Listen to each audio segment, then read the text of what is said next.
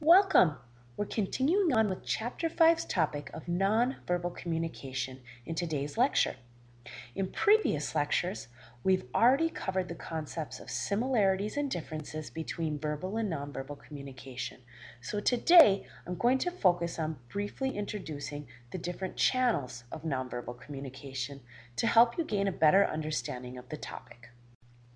Our outcomes for today's lecture will be for students to be able to list the 8 types of nonverbal communication that your book discusses, identify specific characteristics of those 8 types of nonverbal communication, and lastly, explain and write the details of the nonverbal communication happening between people after observing others communicate.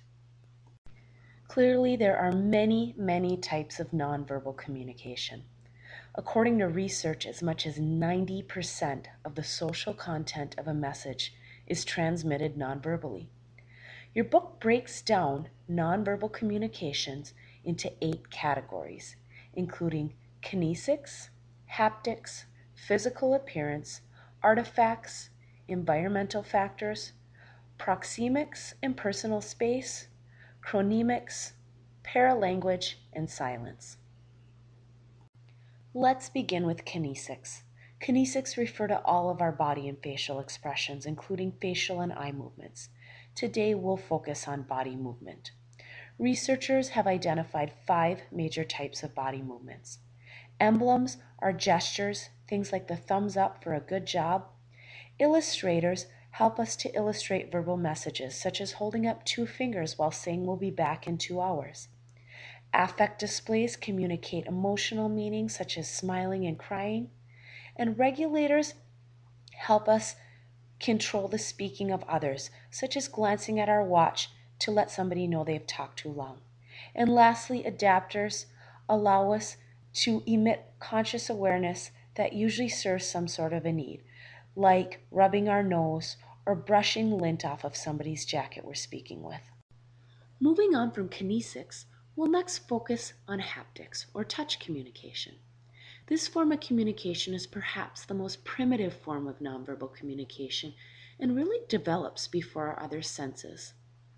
Touch can convey positive emotions such as support and appreciation, playfulness, control, or rituals such as shaking hands and hugging. As much as touch can be considered communication, touch avoidance also falls into this category and should be considered when evaluating how we communicate. Our physical appearance also plays a role in how we communicate nonverbally.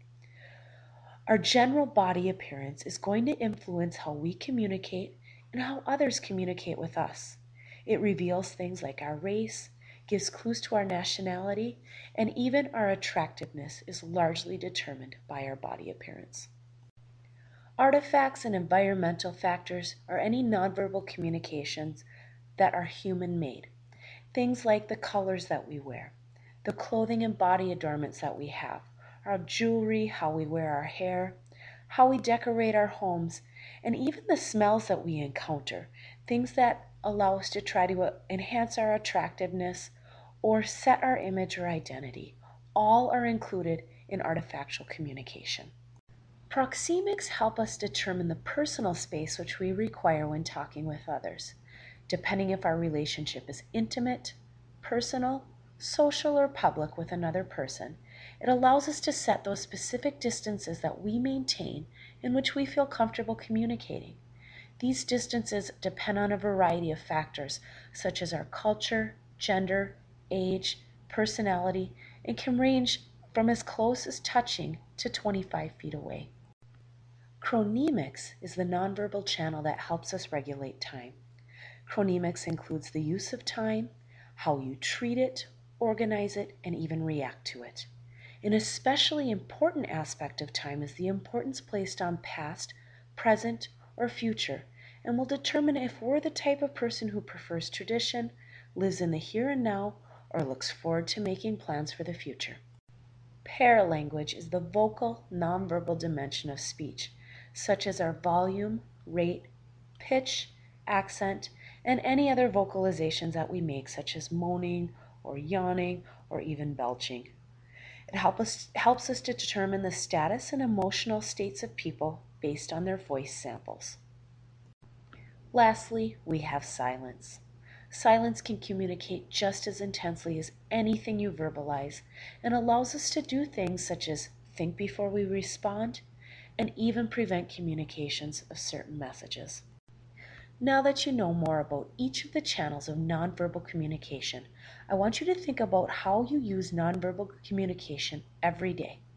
To help you become more aware of the subtle nonverbal behavior people use, I want you to watch a TV show and keep careful record of the characters' kinesic communication, which you will then post about in the discussion section of D2L. Thanks so much for listening.